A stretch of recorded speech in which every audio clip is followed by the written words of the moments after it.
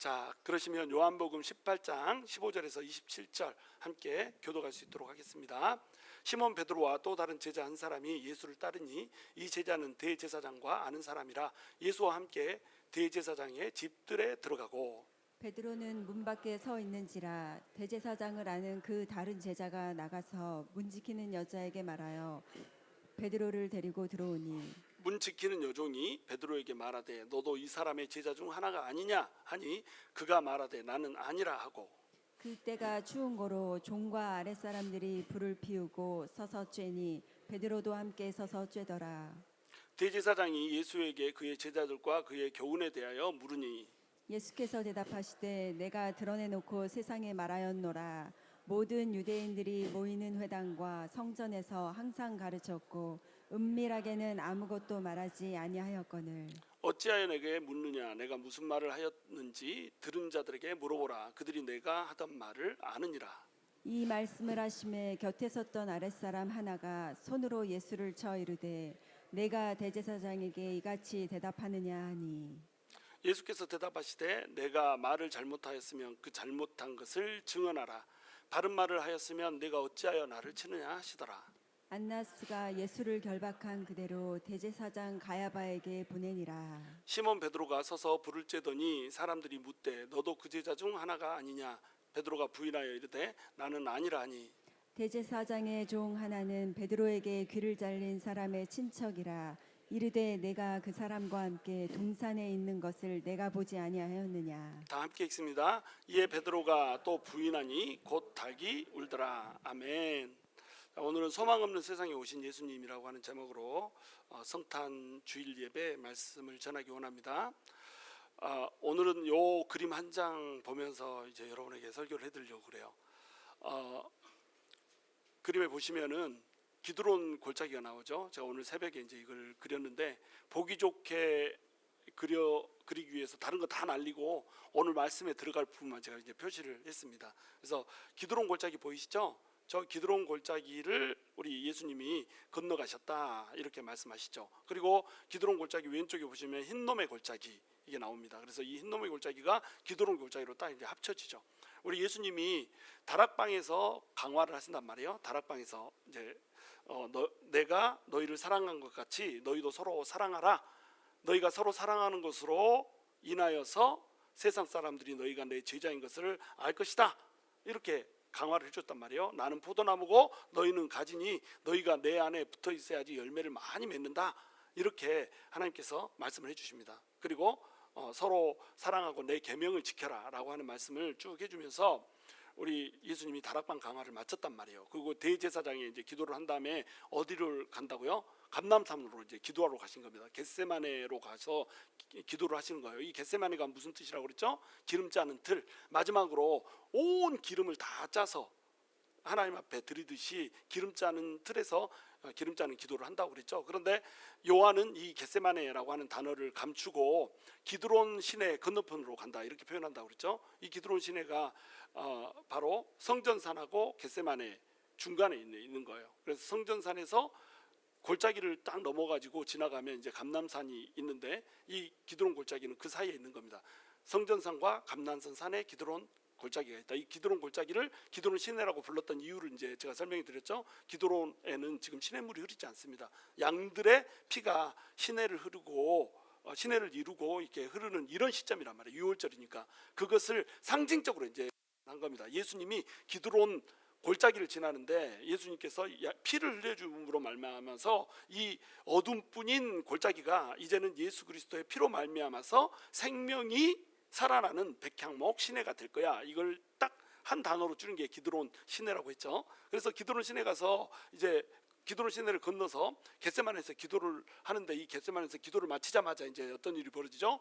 유다가 로마 병정 600명 그다음에 대제사장의 보낸 군대들 한 100명 해가지고 한 700명 정도가 와가지고 예수님을 체포해 가는 장면, 이런 장면으로 이어진다고 그랬어요. 그리고 이 예수님을 잡아가지고 어디로 결박해서 어디로 데리고 오냐면 가야바의 집으로 데려오는 겁니다. 보시면은 다락방 보이시죠? 흰놈의 골짜기 바로 옆에 다락방 보이시죠? 여기서 감람산으로 가셨다가 여기서 잡혀가지고 체포돼가지고 가야바의 집으로 오는 거예요. 근데 가야바의 집으로 온 이유는 뭐예요? 가야바가 그때 당시에 대제사장이었다. 그러면 대제사장은 산헤드린 공회의 대장인 겁니다. 수장이 되는 거예요. 그래서 산헤드린 공회가 예수님을 죽이로 이미 결정을 했잖아요. 예수님께서 오병이어의 기적을 베풀었습니다. 오병이어의 기적을 베푸는 걸 보고 사람들이 이 사람이 왕이다. 이 사람이 로마하고 전쟁을 해가지고 뭐 식량이 필요하면은 막 식량을 마음대로 만들어내시겠구나. 이렇게 해서 예수님을 왕으로 모시려고 했어요. 근데 예수님이 내가 생명의 떡이다. 나를 먹어야 산다. 이렇게 하면서 사람들이 떠나버렸거든요.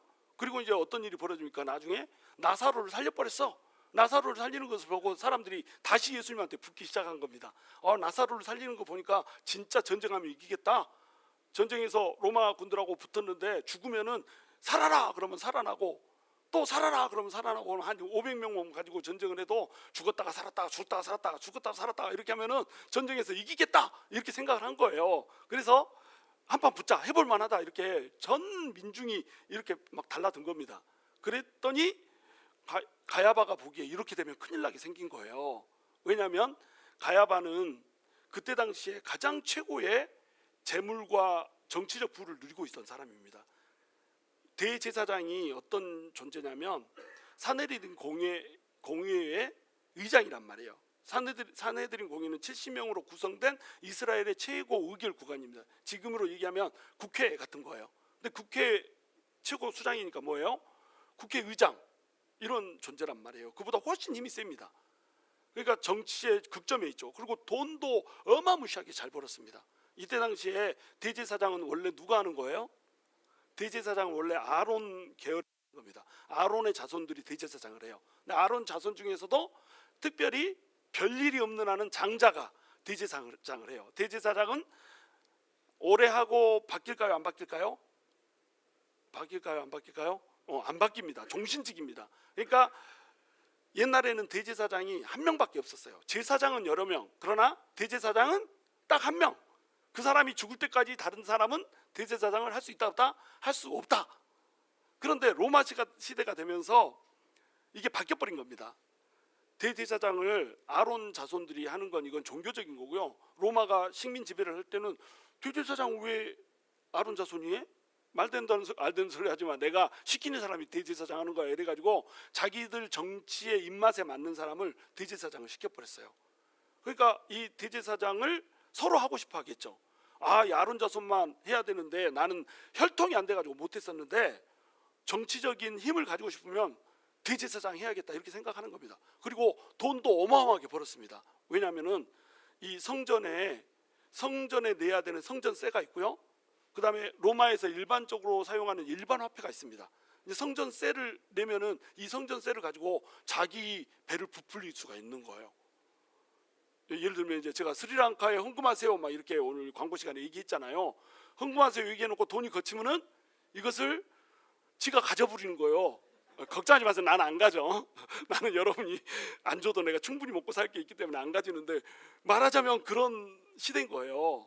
그래서 성전세를 내면 그 성전세가 대제사장의 주머니로 막 들어가는 겁니다. 근데 일반 화폐하고 성전세가 따로 있다고 그랬죠. 그러니까 뭘 할 수가 있어요? 환칙이라는 걸 할 수가 있어. 달러를 사가지고 원화를 팔고 막 이렇게 하듯이 그런 걸 할 수가 있는 거예요. 그러니까 성전세 환치기를 해가지고 돈 벌죠. 그 다음에 또 짐승들을 가져와서 제사를 드리는데 이 짐승들을 검역을 하잖아요. 검역할 때 자기가 직접 가져온 짐승들은 아따야 짐승이 못 쓰겠다야 이렇게 하면은 새로 사야 됩니다.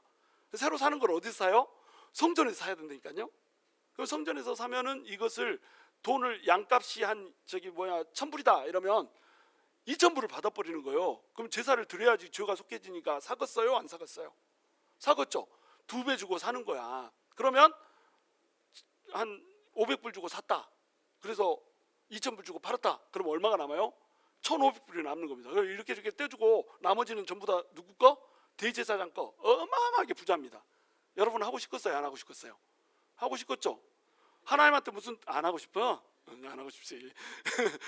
근데 우리가 예수를 믿으니까 안 하고 싶지. 예수 안 믿는 사람 같으면 어떻겠어요? 다 하고 싶은 거예요. 그래서 이걸 하려고 난리였습니다. 그래서 돈을 주고 뇌물을 주고 이걸 사는 거예요. 그러면 로마 정부는 이게 수입이 되는 겁니다. 짭짤한 수입이. 그래서 돈을 받고 네가 대제사장에 딱 이렇게 해줬단 말이에요. 근데 로마는 또 팍스 로마라는 원칙이 있잖아요. 그 로마 제국 전체가 뭐 누구를 믿든지 상관없어. 황제를 믿든지 무슨 제우스를 믿든지 아폴로를 믿든지 상관없어요. 누구를 믿든지 상관없는데 로마 제국에 분란을 일으키면 안 돼. 그러니까 로마의 힘에 의한 전체 평화, 이걸 굉장히 중요히 생각했습니다. 근데 너무 돈을 많이 헤쳐먹어 버렸어. 그러면 어때요? 백성들의 원성이 자자하겠잖아요. 그래서 백성들이 밀란을 일으켜 버립니다. 그러면 로마 제국이 볼 때는 어떻게 했어요? 성질이 나겠죠. 우리는 팍스 로마나, 로마에 의해서 힘이 유지가 되길 바라는데 왜 이렇게 시끄러워? 그래가지고 그 민족을 그냥 공격을 해버립니다. 그럼 그렇게 되면 안 되잖아요. 그리고 그 민족마다 이제 사도, 그 총독들이 보내져 있어요. 이 총독들이 나라를 잘 다스려야 되는 겁니다. 근데 나라를 잘 못 다스렸다 그러면 야, 능력 없구나 이렇게 해가지고 이 사람 배제시켜 버린단 말이에요. 그러니까 총독들이 어떻게 하겠어요? 그 매수를 돈을 너무 많이 뜯어먹고 막 이래가지고 백성들이 원망이 자자하면은 이 사람을 잘라버립니다. 그러면 올해 해먹고 내년에는 해먹을 수 있다 없다? 내년에는 해먹을 수가 없는 거예요. 그래서 막 교체가 되는 겁니다. 바로 이런 시대에 안나스라고 하는 사람이 대제사장이 됐고요. 그 안나스의 사위가 이제 가야바인 거예요. 근데 지금 현재 대제사장은 누구예요? 가야바가 현재 대제사장입니다. 좀 인터랙션을 해주면 참 좋아요. 가야바가 그때 당시에 대제사장으로 있는 거예요. 그럼 예수님을 이제 잡아서 왔으면 그 대제사장은 가야바니까 가야바가 신문을 해야 되겠잖아요. 그렇죠? 근데 놀랍게도 가야바가 신문을 하는 것이 아니라 안나스가 신문을 합니다. 가야바가 대제사장이면 안나스는 대제사장이에요, 아니에요? 아니죠. 지금 현직 대제사장은 아니에요. 근데 요한복음에서는 이 사람을 대제사장이라고 부르거든요. 왜냐하면 정관예우, 그렇잖아요. 정관예우. 그러니까 대제사장이었다가 지금은 아니지만 옛날에 대제사장이었으니까 대제사장이라고 부르는 겁니다. 이전에는 한 명만 종신직으로 대제사장을 했기 때문에 그 잘 일어나지 않는 풍경이 지금 일어나고 있는 거예요. 그러면 안나스 입장에서는 어때요? 안나스가 탐욕이 아주 굉장했습니다. 그래가지고 돈 주고 샀는데 너무 많이 헤쳐먹어가지고 그 로마 당국에서 잘라버렸습니다. 그러면 이제 이 돈 수입이 되는 수입인이 끊겨지잖아요. 그러니까 안나스가 딱 떠올릴 수 있는 방법이 뭐가 있겠어요? 나는 못하더라도 내 새끼가 하게 하자, 이렇게 생각을 한 겁니다. 만약에 여러분이 아들이 막 한 5명 있다고 생각해 보세요. 그럼 어떻게 하겠어요? 대제사장 해가지고 돈을 엄청나게 벌었어. 아주 떼부자야. 그런데 잘려버렸어. 이제 돈이 더 이상 들어올 소스가 없어요. 근데 아들이 5명 있어. 그러면 여러분 어떻게 딱 생각이 딱 떠오르는 게 뭐예요? 내 아들을 시키자, 이게 떠오르겠죠? 그래가지고 아들 5명을 돈 주고 매수를 해가지고 또 대제사장을 시킵니다. 그러니까 아들들이 벌어온 돈은 또 누구 돈이요? 내 돈이요.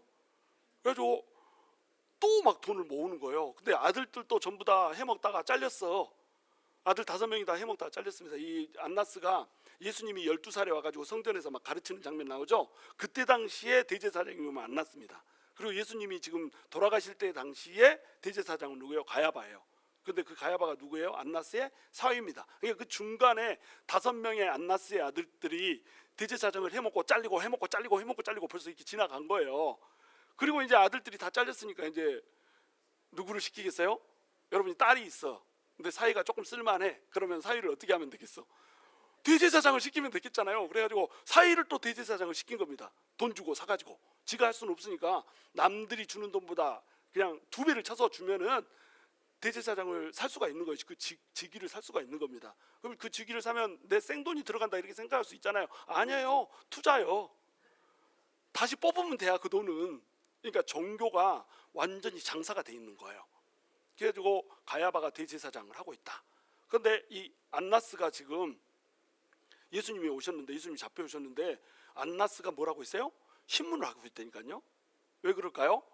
가야바가 대제사장인데 가야바가 사내들인 공의회 의원들을 모을 수 있는 시간을 벌어주는 겁니다.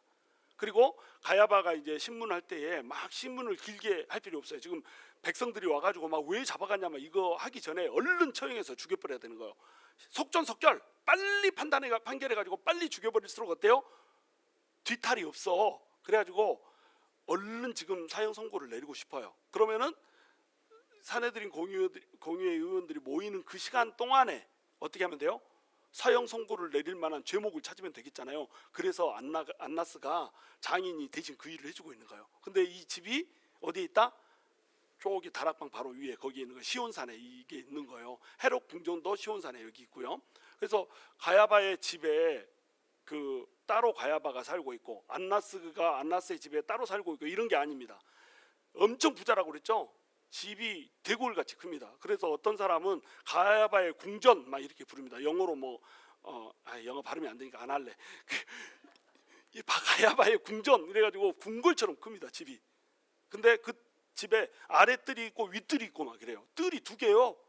그러니까 안나스가 살고 있는 장인이 사는 별채가 하나 있고 가야바가 사는 별채도 또 따라 하나 있고 어마어마하게 집이 컸어요. 거기 집 안에 법원도 있습니다. 법원. 코트하우스가 거기에 있어. 그리고 70명의 사내들인 공의위원들이 거기서 모이면 거기서 회의를 할 수가 있어. 또 거기서 그 예수님이 잡혀왔는데 사람들이 모닥불을 펴고 있잖아요. 요한복음에서만 모닥불을 폈다는 얘기가 나오는데 사람들이 모닥불을 펴고 거기서 불을 쬐고 있단 말이에요. 그러니까 그렇게 많은 사람들이 모일 정도로 어마어마하게 큰 집. 그러니까 이때 당시에 이스라엘에서 가장 갑부를 찾아라. 그러면 누구다? 가야바다. 지금으로 치면 버지니아에서 제일 부자인 갑부를 찾아라. 그럼 곽형일 목사다. 막 이렇게 되면 어떻게 되세요? 야, 저놈 그 스리랑카 구제연금 걷어갖고 지가 해쳐먹겠구나 이렇게 생각하겠죠. 이 시대가 그런 시대라니까요, 글쎄. 그래가지고 이렇게 그 큰 집에서 이제 안나스가 한쪽 안나스 별채에서 신문을 하는 겁니다. 신문을 할 때 신문을 하는 제목이 두 가지가 있었어요. 한 가지는 뭐냐면 네 제자들이 누구냐. 두 번째는 뭘 가르쳤느냐 이거예요.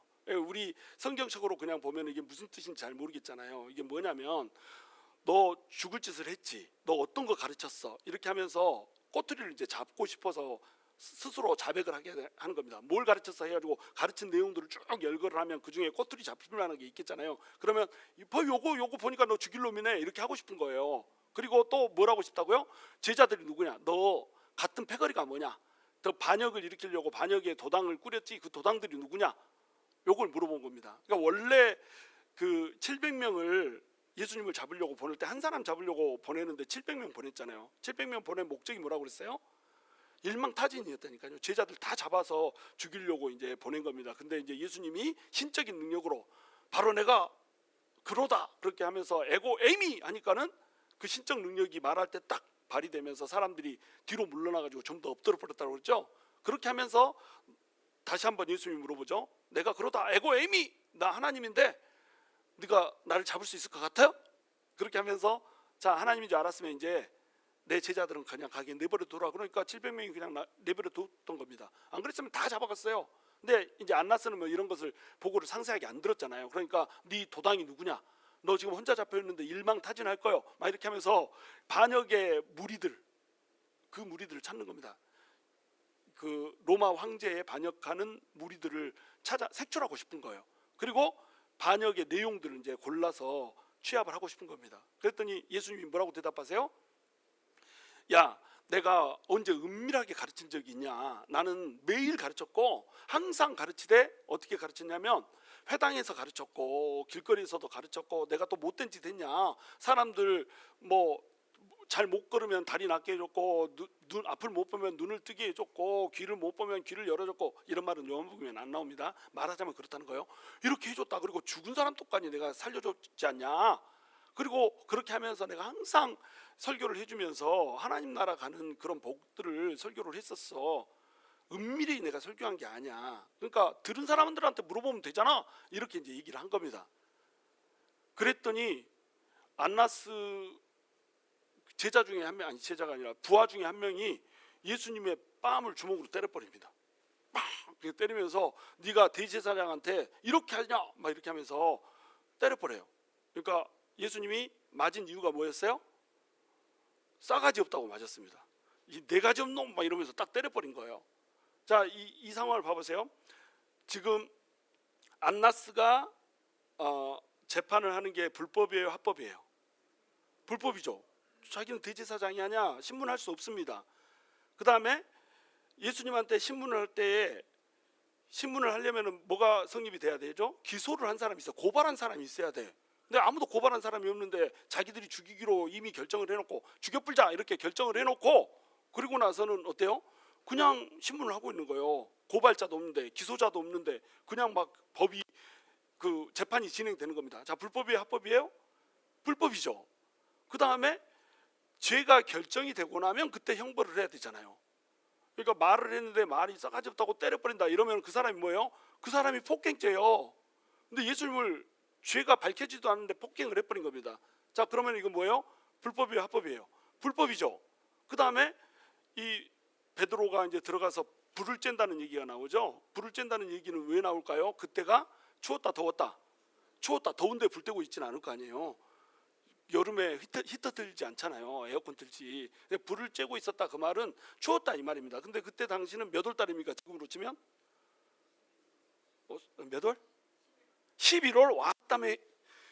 예수님이 6월절에 잡혀서 돌아가셨는데 부활절 근처구만은 10일이라고 하면 그것은 어디서 나온 근거요? 부활절 근처에 돌아가셨잖아요. 예수님 죽고 부활하시잖아. 그러니까 언제요? 부활절이 언제 있어요? 4월. 아따, 생명선교회 수준이 어째 이렇게 돼버렸어. 원래는 높았는데 오늘 이상하네. 4월이잖아. 4월. 4월에 추워요, 더워요? 별로 안 춥습니다. 안 추워. 4월달 안 추워. 근데 밤엔 추워. 낮에는 안 추워. 밤이 되면 일교차 때문에 엄청 춥습니다. 그러니까 모닥불을 펴고 있었다 이 말은 무슨 뜻이에요? 밤이란 말이야. 근데 이스라엘에서는 특별한 법이 하나 있습니다. 뭐냐면 밤에는 재판을 할 수 없다. 이런 법이 있습니다. 왜냐하면 재판하는 사람이 밤에 추운데 벌벌 떨면서 신문을 받으면 너무 추워. 그리고 밤에는 정신이 맹롱해. 졸려. 그런데 잠 안 재우는 고문하고 막 이렇게 할 수가 있다 없다? 없다. 이스라엘의 법도는 체데크, 미시파트, 헤세드, 라함 이걸로 다스리는 거거든요. 정의와 공의와 공평과 자비와 은혜와 그다음에 긍휼로 다스리는 거거든요. 근데 그렇게 하려면 고문하고 막 이렇게 하면 안 되잖아요. 힘들게 하고 이렇게 하면 안 되잖아요. 범죄자가 정확히 범죄를 졌다라고 하기 전까지는 지극히 인도적인 차원에서 재판을 해야 되는 겁니다. 그러니까 낮에 동이 텄을 때부터 해가 지기 전까지만 재판할 수 있어요. 절대 재판 못합니다. 그런데 지금 밤에 재판을 하고 있잖아요. 불법이에요, 합법이에요? 불법이요, 다 불법이요. 그러니까 예수님이 이제 얘기합니다. 내가 죄가 무슨 죄가 있냐? 죄가 하나도 없는데, 죄도 없는데 나를 때렸다면 뭐 때문에 나를 때렸는지 말하라 막 이렇게 얘기하잖아요. 그러니까 안나스가 대답을 해요, 안 해요? 안나스가 대답을 해요, 안 해? 오늘 본문에 안 하잖아요. 안 합니다. 왜 안 했을까요? 할 말이 없네. 그래가지고 안 한 거예요. 예수님이 너무 완벽하게 변호를 한 겁니다. 예수님의 지혜와 예수님의 그 순결함을 안나스가 어떻게 뒤집어 엎을 수가 없어요. 그러니까 안나스가 어떻게 해요? 원래는 혐의를 씌워가지고 가야바가 사내들인 공의회 의원들을 모으기 전에 그냥 이 죄목을 하나 딱 쥐어주고 싶었어. 그런데 그렇게 할 수 없으니까 어떻게 합니까? 결박한 채로 그냥 가야바한테 보내는 거예요.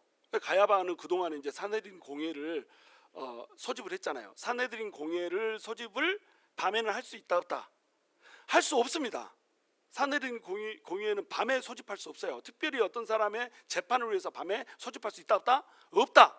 그러니까 그들은 율법 막 법 계속 법을 들먹이잖아요. 근데 사실은 예수님을 재판하는 과정 속에서는 불법만 행하고 있습니다. 합법적인 게 하나도 없어. 왜냐하면 아예 죽이기로 작정을 했어요. 이게 짜고 치는 고스톱이었어. 그래서 예수님을 이미 죽이자. 예수님 한 사람을 죽여야만 자기들이 누리고 있는 그 부자로서의 기득권, 정치적 그 지도자로서의 기득권, 이것을 누릴 수가 있는 거예요. 예수님이 로마를 딱 뒤집어 엎어버리는 순간에 이 기득권이 와르르 무너지는 겁니다. 그러니까 자기의 기득권을 지키기 위해서, 자기가 부자 된 그것을 지키기 위해서, 자기의 정치적 파워를 지키기 위해서 어떻게 해요? 예수님을 죽이자 결정해놓고 예수님을 죽이기 위해서 불법을 전부 자행하고 있다는 거예요. 자, 이러한 세상 가운데 하나님의 자비가 꼭 베풀어져야 될까요? 여러분이 하나님이라면 어떻겠어요? 이런 것들 응? 싹 쓸어버리지 않겠어요? 거룩한 척하고 있지 말아요. 여러분 가족끼리도 마음에 안 들면 저거 왼수 같은 놈 이렇게 하잖아. 교회 성도들끼리도 마음에 안 들면 뭐 무슨 특별한 잘못한 것도 아닌데 성격 안 맞는다고 막 공격하고 이렇게 하잖아요. 그게 우리예요. 그러니까 이들에게는 그 어떠한 소망도 없습니다. 구원을 받을 그 어떠한 자격도 없어요. 근데 나중에 이제 보시면은 이 사람을 재판하다가 이렇게 누명을 씌우잖아요. 하나님의 아들이라고 말했다 이래가지고 이게 신성 모독이라고 하는 죄를 씌운단 말이에요. 그런데 신성 모독이라고 하는 죄를 씌워놓고 예수님을 막상 사형에 처하려고 보니까 자기한테는 사형권이 없잖아. 그러니까 누구한테 떠넘겨요? 빌라도한테 떠넘깁니다. 빌라도한테 떠넘길 때는 신성 모독 뭐 이런 것을 뒤집어 씌울 수는 없어요. 왜냐하면 로마 제국에서는 종교를 다 인정했습니다. 신성 모독 그게 뭐 나하고 무슨 상관이야? 그래서 뭐 이렇게 했습니다. So what 이랬습니다. 황제한테 패만 되면 안 돼. 박스 로마나 이것만 깨트리면 안 돼. 로마 제국의 그 평화 이것만 깨트리지 않는다면 얼마든지 괜찮았어요. 신성 모독이고 뭐고 관심이 없었어. 그러니까 제목을 바꿔버립니다. 뭘로 바꾸죠? 황제에 대한 반역죄로 바꿔버려요. 그래가지고 빌라도한테 넘기잖아요. 그러니까 지금 성전 위에 있는 빌라도한테로 다시 보내진 겁니다. 그러니까 빌라도가 또 어떻게 하죠? 빌라도 와이프인 그 클라우디우스가 꿈을 꾼 거예요. 하나님 위에 누가 있어요? 하나님 위에 마눌님이 있잖아. 조물주에 건물주 있고 하나님 위에 누가 있다? 마눌님이 있다니까요. 우리 자매들 표정이 별로 안 좋아. 우리 집은 안 그런데 여러분은 안 그렇게 생각해도 남편들은 다 그렇게 생각해요. 저도 제 머리 꼭대기에 우리 이보은 사모가 있습니다. 여기 없으니까 하는 얘기야. 다행히 오늘 없어요. 그래가지고 이렇게 그 빌라도의 와이프가 막 얘기를 했습니다. 뭐라고 얘기하냐면 저 사람은 의인입니다. 내 꿈속에 나타났는데 저 사람 때문에 내가 굉장히 괴로웠습니다. 저 사람을 괴롭게 하지 마소서 막 이렇게 얘기를 해줬습니다. 그러니까 빌라도가 손을 대고 싶어요? 안 대고 싶어요? 깨림직해. 손 대고 싶지가 않았어요. 빌라도가 착한 사람이라고 생각하지 마세요. 빌라도 굉장히 잔혹한 사람이었습니다. 그런데 이 요한복음에서 조금 이제 미화돼서 나오잖아요. 그런데 빌라도는 원래 잔혹한 사람이에요. 예수님 죽이려면 얼마든지 그냥 쉽게 죽일 수 있는 파리 목숨처럼 막 이렇게 죽여버릴 수 있는 이런 성적인 사람이었어요. 그런데 하필 클라우디우스가 그 와이프가 건들지 마세요 이렇게 해놓은 겁니다. 그러니까 빌라도가 어떻게 하죠? 아이고 지금 이거 굉장히 머리 아프겠다 골치 아프겠다 해가지고 내 담당은 아니다 내 소관은 아니다 해가지고 떠넘겨 버립니다. 누구한테 떠넘기죠? 헤롯한테 떠넘기잖아요. 그래서 다시 빌라도한테 갔던 예수님이 헤롯한테 다시 돌아옵니다. 헤롯궁 보이시죠? 여기 시온산에 있어요. 여기 다. 그리고 빌라도는 성전산에 있고요. 자, 그래가지고 이 헤롯이 이제 예수님이 온다니까 좋아했습니다. 왜 그러냐면 헤롯은 예수님에 대한 소문을 들었는데 어떻게 들었냐면 요술을 막 피운다고 들은 거예요. 막 뭐 탁 하면 비둘기도 날아가고 막 이렇게 탁 하면 장미도 오고 막 이런 것처럼 그런 막 요술을 피우는 사람으로 생각을 한 겁니다. 기적을 일으켰다니까. 그래서 소문만 무성했지 자기는 본 적이 없어. 왕체면에 또 거기 예수님 온다는데 가가지고 막 구경하고 이럴 수도 없잖아요. 왕국에 있어야 되니까. 본 적이 없는데 예수님이 왔다는 거예요. 빌라도가 보내서. 그러니까 좋아요 싫어요? 너무너무 좋았습니다. 그래서 예수님한테 가가지고 야 너 기적을 그렇게 많이 베푼다면 한번 기적 베풀어 봐라 이렇게 했습니다. 근데 예수님이 묵묵부답이잖아요. 아무런 기적도 안 베풀어 줍니다. 그러니까 헤롯이 재미가 없었어. 아유 재미때까지 떨어진다야. 저러는 왜 나한테 데려왔더니 그래서 다시 돌려보내 이래가지고 빌라도한테 또 갔습니다. 빌라도한테 갔더니 민중들이 막 난리예요. 죽여라 십자가에 못 박아라. 그러니까 나는 이 사람이 죄가 없는 것 같은데 왜 이 사람을 못 박으러 가냐? 못 박았다. 그러니까는 못 박으소서 막 막무가내로 그럽니다. 그러니까 우리 빌라도가 또 어떻게 합니까? 바라바하고 예수님 딱 놔두고 중간에 이제 가운데다 세워놓고 그 강도요 살인자인 빌라도를 놓아줄까 예수님을 놓아줄까 그랬더니 이 사람들이 글쎄 빌라도를 놓고 예수님은 십자가에 못 박으소서 이러는 거예요. 그러니까 어쩔 수 없이 자기 정치적인 그런 생명이 좀 침해를 당할까 봐서 예수님을 사형시키려고 십자가에 내어주고 이렇게 된 거예요. 그러니까 빌라도는 뭘 지키고 싶었어요? 만약에 밀란이 일어나면 능력이 없는 자로 내몰리게 되는 겁니다. 황제한테. 그때 빌라도 입지가 되게 안 좋았거든요. 자기 정치적 입지가 한 번만 더 밀란이 나버리고 그러면 무능력자로 이렇게 낙인 찍혀가지고 아무것도 할 수 없게 이렇게 돼 있는 그런 상태였어요. 그러니까 밀란이 나면 안 돼. 그래서 빌라도는 자기 기득권을 지키려고 어떻게 했어요? 예수님을 십자가에 달아 죽여버렸다니까요. 헤롯은 어땠어요? 자기 입맛에 안 맞으니까 자기 그 막 요술하고 마술하고 그렇게 그 자기가 관심 가졌던 부분을 안 보여주니까 그냥 아우 왜 귀찮다 그러고 떠넘겨 버렸습니다. 전부 사람들이 어때요? 하나님에 대해서 아무런 관심이 없어요. 이 예수님이 죄를 지었는지 의인인지 범인인지 악인인지 아니면 깨끗한 사람인지 전혀 관심이 없습니다. 오로지 관심이 어디 있어요? 내 기득권에만 관심이 있어요. 자, 이러한 세상의 사람들을 여러분이 하나님이라면 어떻게 하시겠어요? 불덩어리를 확 내려 때리지 않겠어요? 그죠? 어떤 사람 잘못하는 거 보면 막 저한테도 누가 막 공격했다고 그래가지고 아, 그 사람이 그랬다더라 그러면은 말씀만 하세요. 내가 가서 꼬잡으려니까 막 이렇게 하는 사람도 있고 그렇습니다. 우리가 다 정의를 사랑한단 말이에요. 근데 하나님은 정의 그 자체잖아요. 하나님은 반드시 벌을 해야 되는 겁니다. 근데 자, 그러면 소망으로 삼고 있는 우리 제자들 한번 봐볼까? 이렇게 가지고 베드로를 이제 살펴보니까 베드로는 안나스의 집으로 이제 따라갔습니다.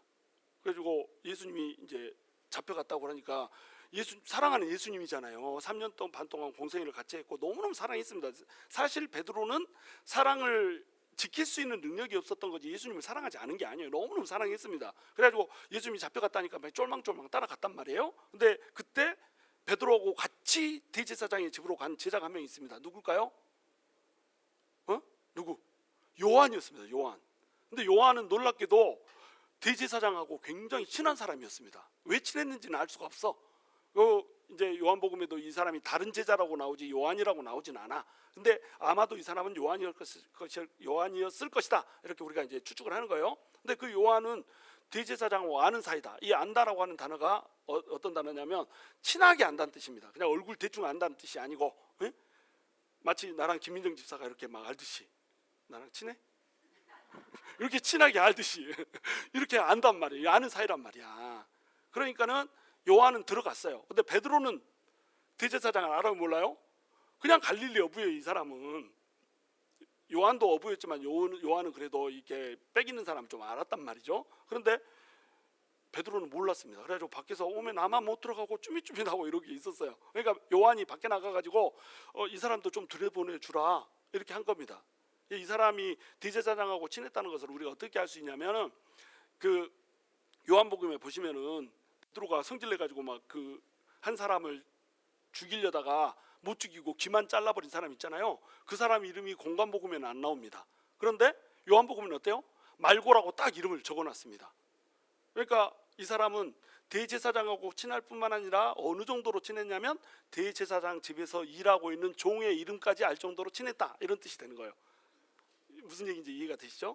그래가지고 자 이제 좀 들여보내줘라 이렇게 하니까 그래가지고 들여보내줬습니다. 그런데 그 여종 한 명이 이제 물어보는 거예요. 뭐라고 물어보냐면은 너 예수님하고 같이 있었던 예수님의 도당 아니냐 이렇게 물어본 겁니다. 그때 이제 제가 한 번 설명해 드렸어요. 두 번인가 설명해 드렸습니다.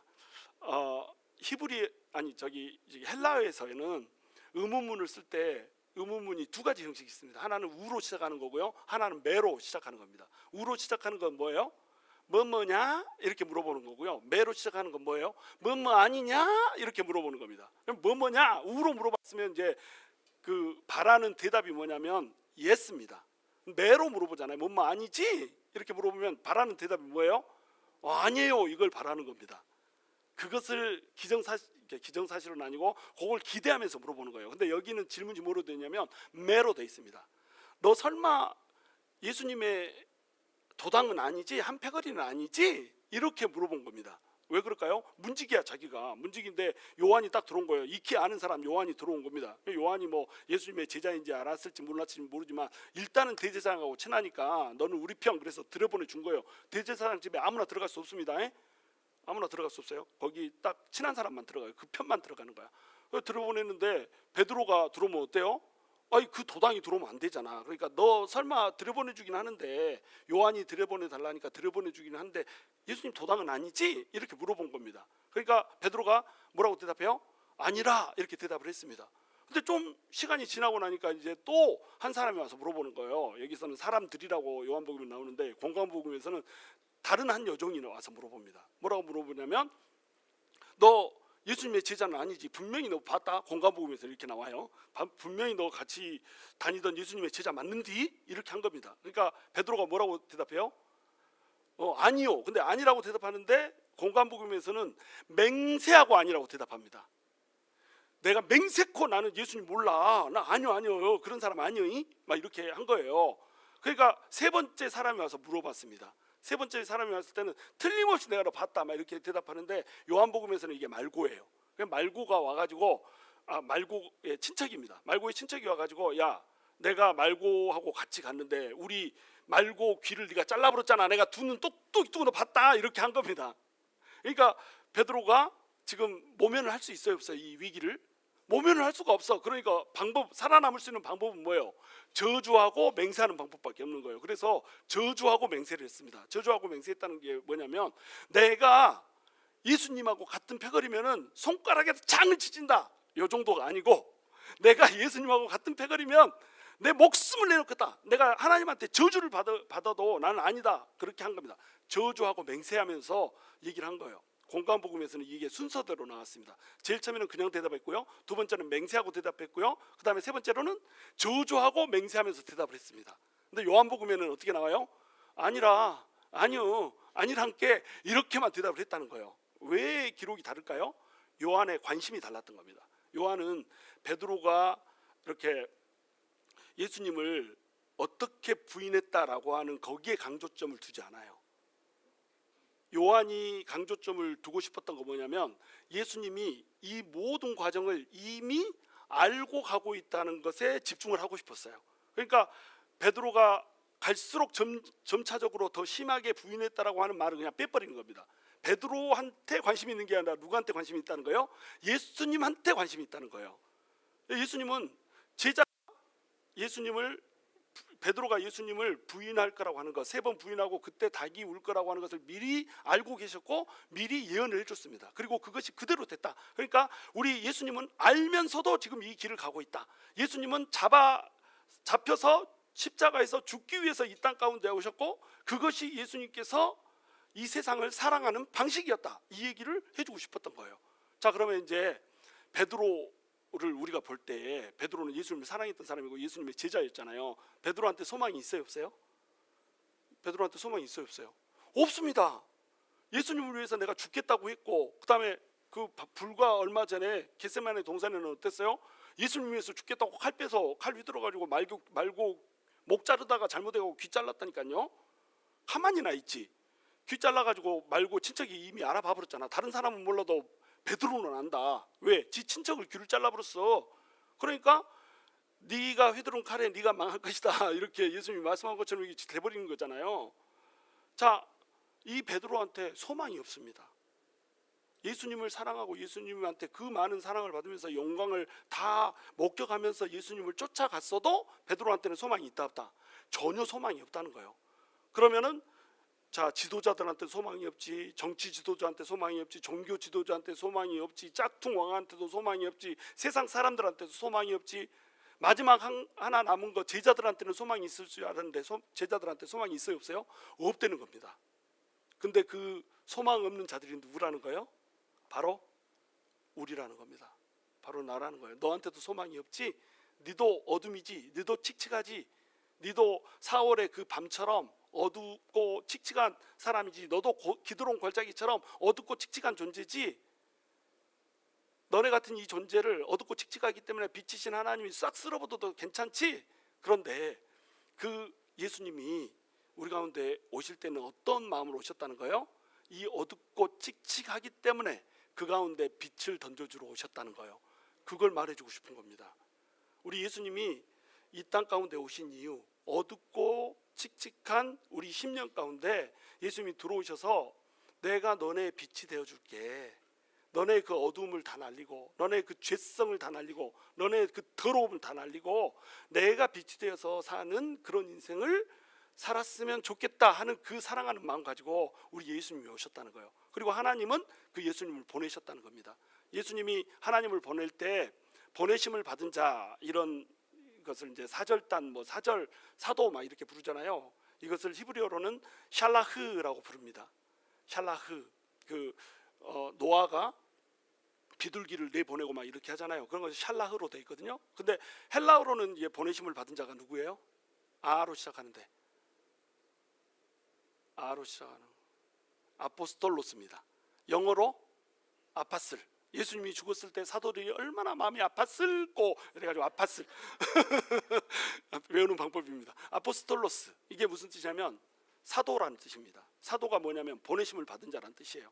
하나님께서 예수님을 보내실 때 왜 보내셨냐면 하나님의 소망을 담아서 하나님의 가치와 원리가 세상을 지배하기를 원하시면서 보냈어요. 하나님이 원하시는 세상은 뭐였습니까? 어둡고 칙칙함만이 존재하는 이 세상에 빛을 하나 켜주겠다. 이것이 하나님의 원칙이었어요. 어둠 속에다가 빛을 던져주겠다. 절망 속에다가 소망을 던져주겠다. 그래서 그 소망으로 던져주신 분이 누구예요? 예수님입니다. 그래서 예수님이 가셔서 세상에다가 어둠뿐인 세상에다 빛을 확 밝혀버린 거예요. 어둠뿐인 우리 심령에다가 예수님이 들어오셔서 빛을 확 밝혀버리십니다. 이것이 예수님을 보내신 목적이었어요. 그러면 이제 예수님을 믿는 사람들, 너네 원래 어둠이었잖아. 그 어둠뿐인 심령 속에 내가 들어와서 너네 어둠 속에서, 너네 심령 속에서 내 빛이 발해졌잖아. 그래서 아버지가 나를 보낸 것처럼 나도 너희를 보낸다. 내가 아버지의 아포스톨로스였던 것처럼 너희도 이제 나의 아포스톨로스가 돼서 가는 거야. 근데 이 아포스톨로스가 방언이 터지려고 그래요. 왜냐하면 빨리 끝내야 되거든. 아포스톨로스가 보내심을 받았으면은, 보내심을 받은 목적이 뭐라고 그랬어요? 그 나라의 정체성, 그 나라의 통치 원리, 그런 것을 심어주려고 보냈단 말이에요. 그러니까 이 아포스톨로스라고 하는 단어도 사실은 기독교 용어가 아니라고 그랬어요. 이 용어는 로마에서 쓰던 용어였습니다. 로마에서 자기들이 정치적으로 이 다스리는 원칙, 팍스 로마나의 원칙, 이것을 세상, 자기가 지배하고 있는 그 세상 모든 곳에 심어주려고 보내는 사람들이 있는데, 이 사람들이 아포스톨로스였어요.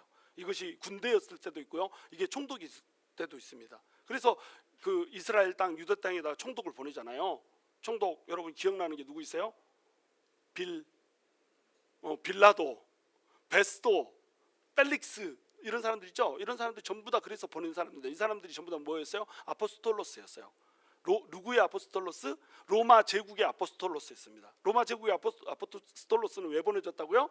로마의 가치와 원칙대로 세상을 지배하려고 보낸 거란 거예요. 근데 우리는 누구의 아포스톨로스라고요? 하나님의, 예수님의 아포스톨로스, 예수님의 보내심을 받은 자입니다. 그러면 우리는 이 세상 가운데서 뭘 해야 되는 거예요? 예수님의 가치와 예수님의 원리가 이 세상에서 적용되게 만드는 게 우리란 말이에요. 그러면 예수님의 가치와 예수님의 그 원리는 뭐예요? 이게 체데크와 헤세드입니다.